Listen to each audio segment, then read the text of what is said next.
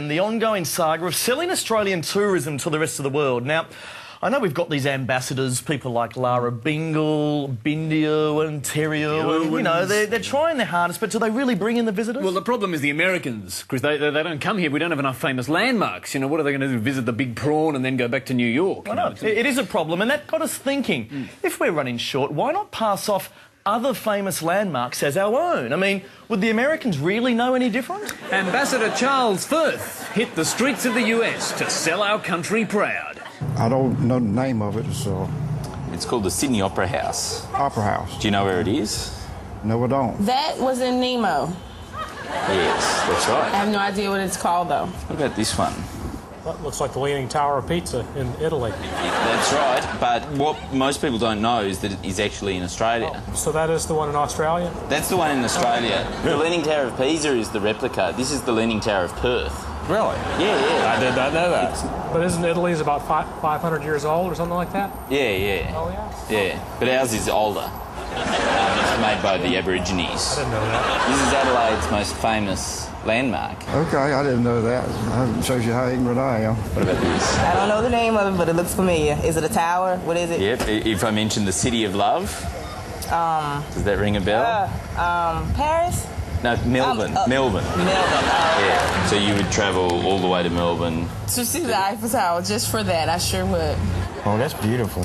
Yeah. I don't know what it is. It's the Taj Mahal. Have you heard of it? The Taj Mahal. Yeah, it's in the Simpson Desert. Yeah. You've heard of that? I've heard of it. You know that Steve Irwin used to live in the Taj Mahal.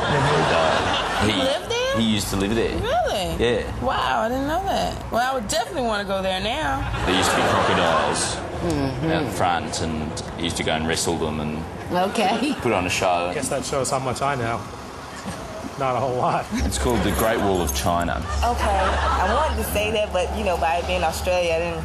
But Yeah. No, but it is in Australia. It's in... China is a town just outside Darwin. Oh, okay. That's I didn't know that. You know, I never knew all of these things were in Australia. Yeah, you recognise that? Yeah, I thought that was in the United States. That's a copy. Australia has the original. Oh, is that right? Yeah.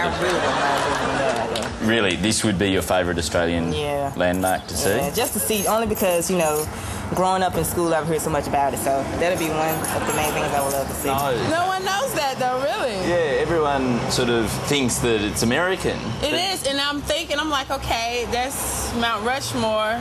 Yeah. It's in America. But it's not. It's not. It's in Brisbane. Oh, okay. Say you only had a few days in Australia, where would you go? Mount Rushmore, Then down. Victoria, Taj Mahal, and then the Great Wall. The Big Ben and that place, that. You don't have the railroad cross-country. Trans-Siberian Railroad. Yeah. I'll go to the Taj Mahal, to Big Ben, then I'll go to the Eiffel Tower, and then I'll end up here. So we have to have 5 days, because I'm going to Mount Rushmore. Oh, fantastic.